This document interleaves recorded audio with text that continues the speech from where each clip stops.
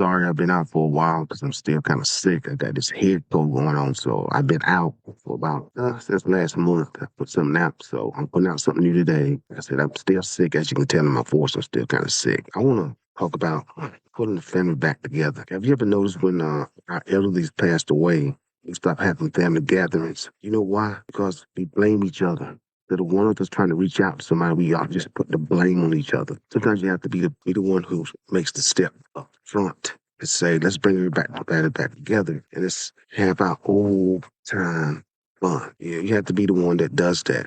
The only time we see each other is during the funeral. Think I'm lying? Look it up. Out of all this time, 100% of the time, only time we get together is during the funeral, is when we see each other and we talk to each other. This should not be the case. I look back and I kind of observe everything that we lost all our memoirs and stuff, as the people call them. It's hard for us now to fathom that we can actually pull everybody back together to have fun.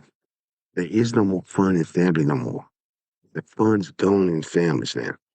There used to be a time we could all get together, family reunions, Thanksgiving and Christmas. We don't even do it no more. We're too afraid to reach out to somebody and say, hey, let's kind of bring back the things we used to do and celebrate and just have actual fun. Nobody does it.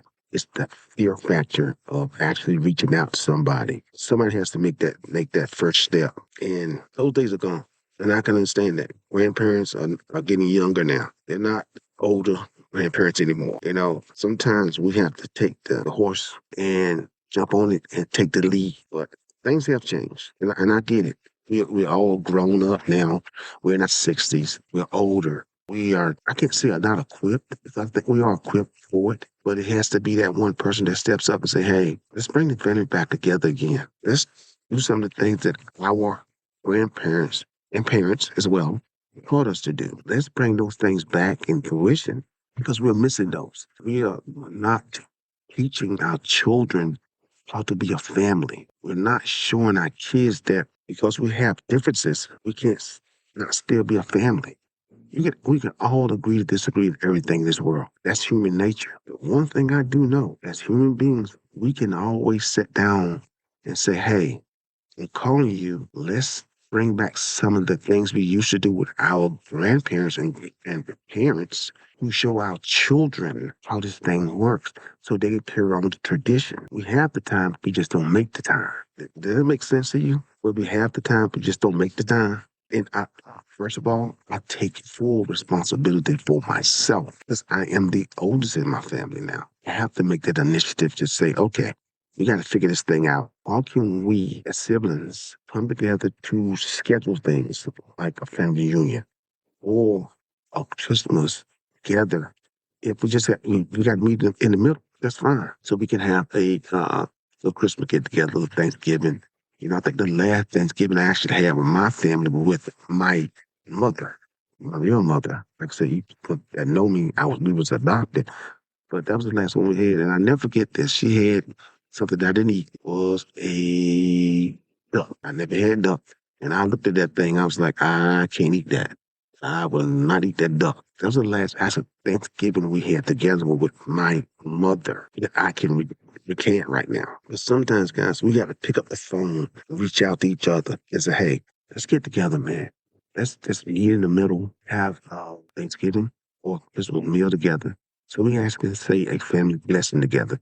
The things that we was raised up on, we have pushed those to the side now. We have put all the things that we was raised up on to the side. Why? Because the one person that's in a family is afraid to reach out to somebody else in the family. We have to take that initiative and say, okay, I'm going to be the first to do this. I'm going to reach out to my family. Hey, guys, let's get together. Let's do this together. Like family reunions. We don't have those anymore. Last one I went to, I think it was 2017. But most of those individuals in that have passed away that led the charge for family reunions. They're not here now to lead the charge now.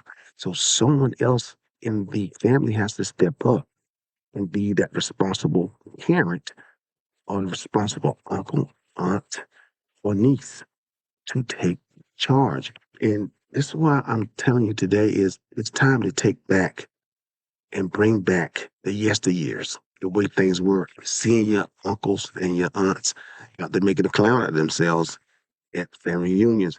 To me, it was funny. I enjoyed it. Seeing my uncles and aunts out there dancing and cutting up with their children. Like I said, we just don't have it anymore. I think we kind of step back because we are afraid to take the lead in our families now. And I always take responsibility for myself because I have to be a bigger person because I am the oldest in my family. I am the head of my family, of my siblings, because I am the oldest. I am the leader of my family. Sometimes, as the leader of your entire family, as in saying you don't have any parents anymore, you are the parents to your siblings. Regardless of how you look at it, how you feel about it, you are the head of family. As I am, so are you. You have to take the initiative. You have to sit down and say, let me have a plan of what I want to do. Let me have a plan of saying, okay, July, we're going to schedule, try to have a family reunion. Let's have it in the middle so we all can be in that location together where everybody is convenient to people. Like me, I'm down way on down the end of the coast. Most of my family's in Raleigh, in Durham, North Carolina, Lewisburg, North Carolina. That's where most of my family is, and Clayton, North Carolina as well. So I'm way on the end. So that's have to be something that I have to communicate with them to say, how should we do this? Maybe it won't happen the first year, but it plans for the next year so you have everything situated and set up to do. So what I'm saying to you all is make the initiative, find the time, and try to make things happen with your family. Family is all you have. There's nothing else that you have is but family. You can work 3,000 hours a week, which is that's a figure of speech. But family, at the end of the day, family is all you have. And if that's all you have, you have to learn how to deal with your family, to schedule things that's surrounds everybody that can put everybody in a position where they're not jeopardizing their jobs and stuff. It's just how things need to be done. But like I said, we don't have those grandmothers, the old grandmothers that will pull things together, that will say things that's out of their minds sometimes. That's me being honest. We don't have those great aunties that can say, hey, this is how we should do things this year. We don't have those anymore. It's just a totally different generation of individuals. And the generation now needs to take the lead on things. Step up and say, hey, okay, I'm gonna take the lead on this. Let me figure out how this thing should work out. So this is I just want to talk about this today because it's true and heart, to my heart that, like I said, you have no holidays with no family. I have no family here. It's just me. There is no family for me here. My family's all back up. And it saddens me as an individual who has nobody that I can lean on as a family member to communicate with because I choose that. A lot of people call me the lone wolf because I'm a loner. Anybody that knows me, I'm a loner. I don't surround myself with a bunch of people because I like being by myself, to myself. And sometimes it's good, sometimes it's bad, but that's just who I am. That's how I've always operated. But sometimes as a human being, you have to make changes in your life to include others into your space. And that's the thing we have to understand about each individual person is they all have their individual space, but to try to bring everybody into one space is something we really got to work on. We have to work on this thing. We have to put our families back together. All means necessary, whatever it takes to bring your family back together. Family is so valuable in the times we live in now that you don't understand. There's so much going on in this world where we are not valuing each other and we're not communicating with each other.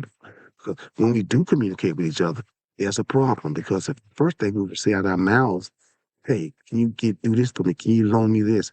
I get it, but people have to understand, even though we're a family, you have a family to take care of. Well, I have a family to take care of. I have to pay my bills. I get to pay your bills. You can't run from Peter and pay Paul. It doesn't work that way in these times now because things are a lot higher than that. Understand all that. But what I'm saying is, let's bring back the good time, the great feeling we used to have.